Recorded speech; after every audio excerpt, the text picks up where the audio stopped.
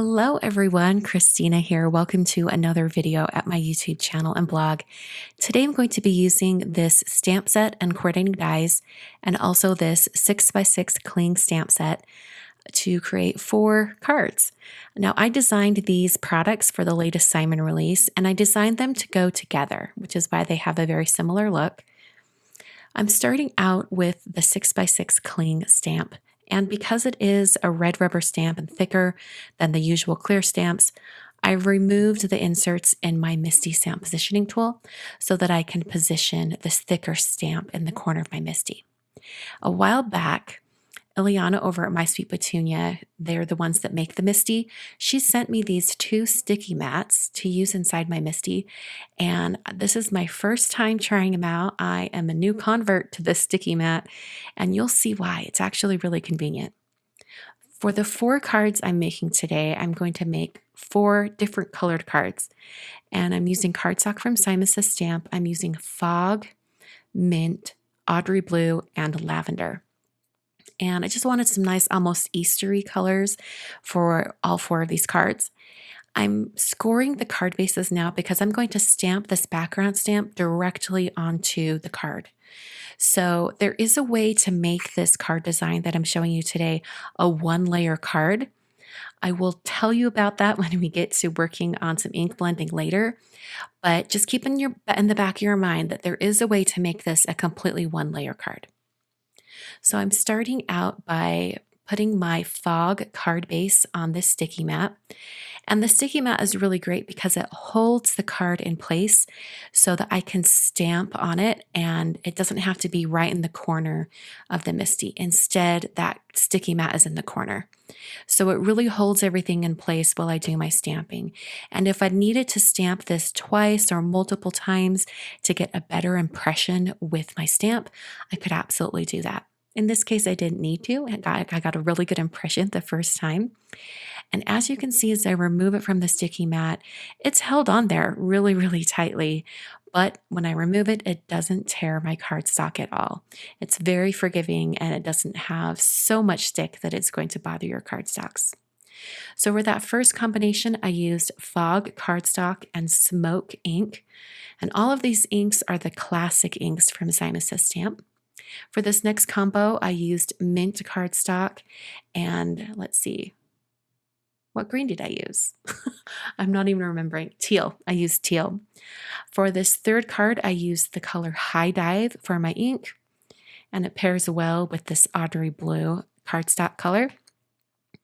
And then for my very, very last color combination, I'm going to be stamping on that purple cardstock. And the purple cardstock is Lavender. So I've paired it with Hydrangea ink. And for most of these, I just wanted a slightly darker shade of ink than the color of the cardstock so that I'd have a little bit more contrast. All right, so now I've got all 4 of my card bases stamped and they're ready to go. I'm going to work on the greetings for each. In the stamp set, there are 4 different frames. They're different shapes. And each one of the greetings can go in 1 frame or it can fit in multiple frames. It's very versatile and you can kind of pick and choose what you want to use. The best way that I found to get the greetings just perfectly centered in these frames is to first stamp the frame and then stamp the greeting. Of course, you could go the other way around, but I find it's a little bit easier to center the greeting inside a frame than the reverse. So I stamped the Get Well Soon oval, then I did a circle, and then I'm going to end with the square frame. I really love how this stamp set turned out because all of these greetings fit inside the different frames and it really lets the greeting breathe. There's a lot of space around and outside of each greeting. By the way, all of the supplies that I used today, the inks, the cardstock, the stamp sets, they're all listed down below in the video description. The coordinating dies for this frame set are wonderful. The metal edge lines up perfectly on the lines of the frames.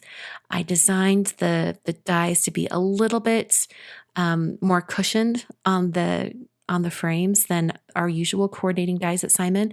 So it's got a little bit more of a substantial edge to it. And I did it that way specifically for these cards in mind. I wanted the gradings to have a nice label look to them when they're cut out with the dies. I wanted it to be a substantial edge. So for each one of these backgrounds, I'm taking the inks that I used before and a blender brush, and I'm blending out from the center of the cards. And it's going to give a nice kind of shaded, radiating look coming from behind the grading.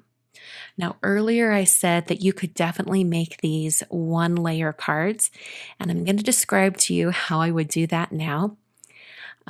Before I do that, I just want to let you know that I'm coloring the leaves and the flowers on these frames using a blender pen and some of the coordinating ink smushed onto an acrylic block. This blender pen picks up the ink and then you can color onto your project. Okay, so if you wanted to make these one layer cards, I would go ahead and first use the coordinating die and cut out a piece of masking paper. You'd put that masking paper in the center of your card, and then you would do all of your stamping and blending right over it. Then when you remove that mask, you have a blank empty spot in the center where you can stamp your frame and grading. And that'll make it so you have a completely one layer card. It's definitely up to you what you want to do. I decided to make these kind of a more popped up dimensional version just because I wanted them to be a little bit more substantial. So I ink blended each one of these, and you may have noticed that on that Audrey Blue card that I accidentally used the wrong color. I used the teal on it instead of the high dive.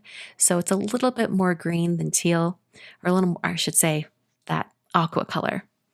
But it all worked out. They were close enough in color that it wasn't a big deal. Finishing off this one on my mint card, and then I'll be placing that Get Well right on top. I'm going to color the flowers and the leaves with this blender pen. By the way, when you're switching colors with the blender pen, you can just scribble on a piece of scratch paper and it scribbles out all that extra ink. I put some foam adhesive on the back of the gradings. Like I said, I wanted to pop these up and have a little bit of dimension.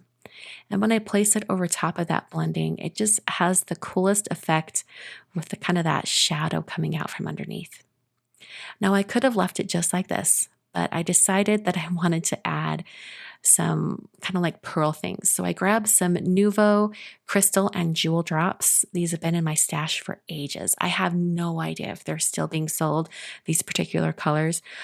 If they are still being sold, I will definitely link them down below in the video description and in the supplies at my blog. But I just added little pearl drops over each one of these little berries on the frames.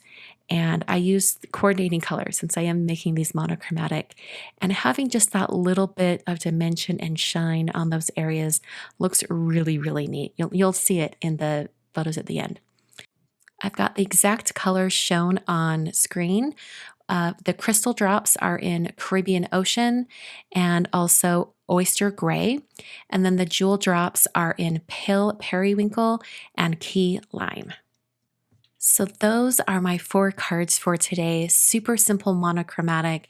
You could adapt this kind of idea for lots of other products, break out those background stamps and create some backgrounds and then put a greeting right over top. In fact, if you have any floral backgrounds, you could pair it with this frame stamp set as well.